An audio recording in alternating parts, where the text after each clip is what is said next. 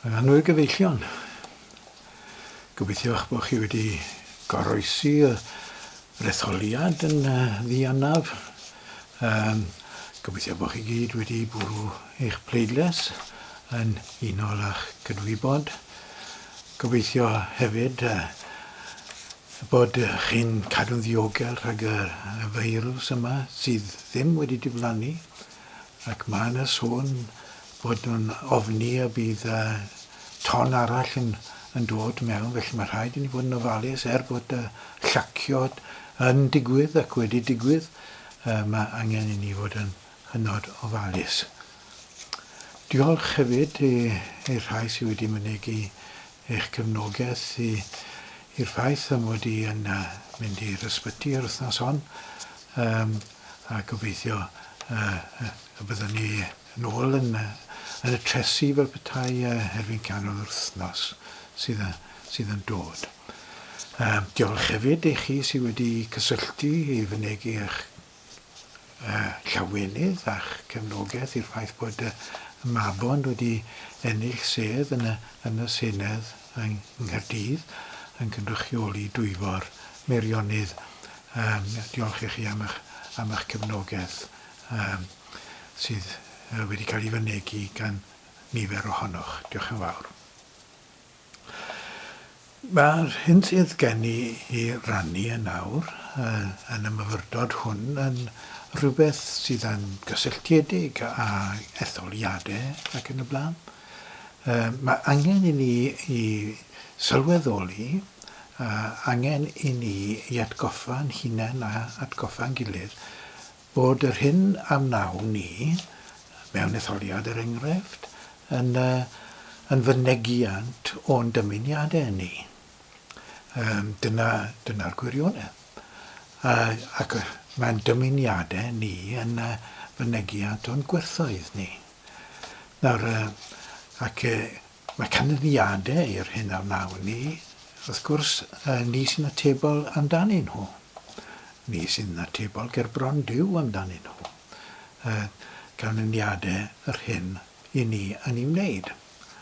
Felly os ydy ni, er enghraifft, yn cefnogi polisi sydd yn golygu bod posibilrwydd bod miliynau o bobl yn mynd i gael eu lladd, fel yma cefnogi arfer niwclear yn dangos bod yna posibilrwydd bod miliynau o bobl yn mynd i gael eu lladd, bobl diniwed, plant a gwragedd, i ni yn euog o hynny. I ni'n gyfrifol am hynny, ac byddwn ni'n cael yn dal yn gyfrifol am hynny. Mae'r hyn i ni yn ei gefnogi yn ein rhan ohono, yn herbyn ni os ydy hynny yn erbyn Duw, wrth gwrs, a ffordd Duw. Nawr mae yna gyfeiriadau at meddylwryd hwnnw a'r syniadau hynny yn yr ysgrythurau. Fe garen ni droi bilyfur bach byr un pennod yn yr Hen Testament, proffwyd byra'r Hen Testament, sef Obadea. A mae ein ail adrodd lot o bethau mae Jeremia yn gweud yr enghraifft. Ysgrifennodd Obadea i broffwydoliaeth mewn cyfnod yn dilyn cyfnod trychinebus iawn yn hanes y genedl Iddewig. Fe ysgrifennodd y broffwydoliaeth hon pan oedd y genedl wedi cael ei chwalu, ei dinistrio yn llwyr gan y Babiloniaid.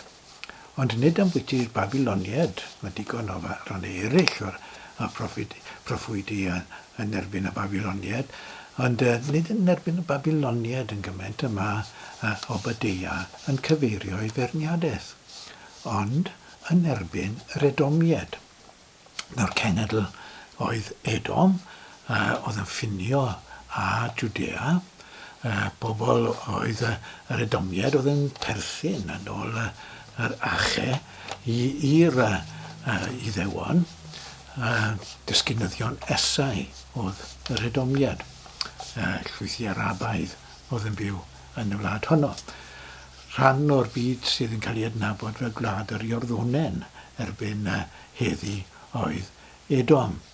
ac prifddinas y wlad honno pryd hynny oedd Petra, neu'r ddinas ni'n nabod fel Petra, dyddiau hyn, chi'n gwybod. Falle bod chi wedi clywed am Petra, neu wedi gweld lluniau o Petra, neu falle hyd yn oed bod chi wedi bod yn Petra. Mae yn agen y graig, ac mae wedi naddu adeiladau mas o'r graig. Mae'n rhyfeddol o le, yn dyfe. Ac mae cyfeiriad at y ffaith bod y graig yn chwarae rhan bwysig yn y proffedoliaeth hon, y proffedoliaeth Obadea. Nawr, mae Edomied wedi cymryd mantes, meddai, Obadea, o'r ffaith bod yr Iddewon wedi cael ei difa, a'i dinistrio. Nifer ohonyn nhw wedi ffoi ac ceisio lloches ymhlith yr Edomied neu mewn annau eraill, ond oedd yr Edomied yn i gormesu nhw, i defnyddio nhw, cymryd mantes ohonyn nhw, gwneud arian mas ohonyn nhw, a hefyd hala nhw'n ôl, a hala'r ffoduried yn ôl i wynebu beth bynnag oedd yn ddigwydd iddyn nhw, boed yn cael ei lladd neu caethiwo neu beth bynnag.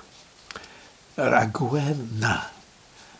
Nawr, nid dim ond arweinwyr yr Iddewon oedd yn euog o hyn, yr Edomied, mae'n flin dy fi, arweinwyr yr Edomied oedd yn euog o hyn, ond mi roedd y bobl gyffredin hefyd.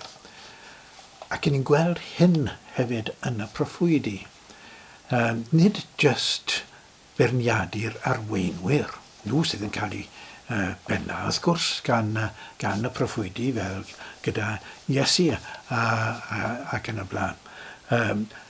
Nhw sydd yn cael yr ergydion tryma, ond mae'r bobl gyffredin hefyd. Pam? Am ddilyn yr arweinwyr. Am ymddiried yn yr arweinwyr.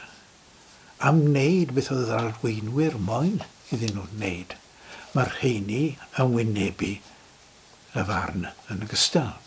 Mae'r rheini yn euog o'r drwg sydd yn cael ei weithredu yn ogystal â arweinwyr sydd yn gyfrifol am y drwg hwnnw.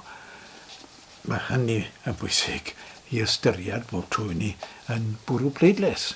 Nid dim ond amser ni'n bwrw pleidles wrth gwrs, ond bob dydd yn hos, ond mae'n arbennig o wir amser ni'n bwrw pleidles. Os ydyn ni'n dangos cefnogaeth i ryw weithredoedd arbennig neu ffordd arbennig o weithredu fel yr enghraifft yn ddyddiau sy'n gynnau, arfer niwclear neu polisi rhyfelgar ac yn y blaen, i ni'n euog o weithred honno pan fydd yn digwydd. Ni'n euog, mae Iesu yn pwysleisio yn dwi, am bwyty godineb os ydyn ni'n bwriadu gwneud rhywbeth. Dim os ydyn ni wedi gwneud yn y byd o, ond mae'r bwriad i wneud yn golygu bod ni'n euog o'r weithred. Os ydyn ni'n bwriadu gwneud rhywbeth sydd yn groes i ewyllus Duw, pwy bynnag i ni, beth bynnag yw'n statws ni yn y gymdeithas, pwy bynnag i ni'n euog o dorri neu gwrthod ffordd Duw. Gwrandwch ar yr hyn yma Obadea yn ei ddweud, i fi am ddarllen detholiad mas o lyfr Obadea, un pennod i we. Mae'r arglwydd yn dweud wrth Edom, ac mae'n dod mas o Bible.net, mae'r arglwydd yn dweud wrth Edom i fi mynd i wneud dim wlad fach wan. Bydden nhw'n cael cymaint o hwyl ar dy ben, mae dy falchder wedi dy dwyllo di. Petai lladron yn dod atat neu ysbeilwyr yn os, bydden nhw ond yn dwyn beth oedden nhw eisiau. Petai casglwyr grawnwyn yn dod atat ti, ond i fydden nhw'n gadael rhywbeth i'w loffa, ond byddi di yn cael dy ddinistrio'n llwyr. Bydd pobl esau yn colli popeth. Bydd y trysorau gasglo nhw wedi i dwyn. O achos y lladdfa, ath drais yn erbyn Jacob dy frawd. Bydd cywilydd yn dy orchuddio, a bydd hi'n cael dy ddinistrio am byth. Pan oedd y tŷ'n sefyll o'r neilltu tra oedd dieithred yn dwyn i heiddo, pan oedd byddin estron yn mynd drwy gatiau pirth dinas Jerusalem, a gamblo am gyfoeth Jerusalem, doedd y tŷ ddim gwell nag un ohonyn nhw. Siwr allet ti syllu a mwynhau'r drychineb ddaeth i ran dy frawd?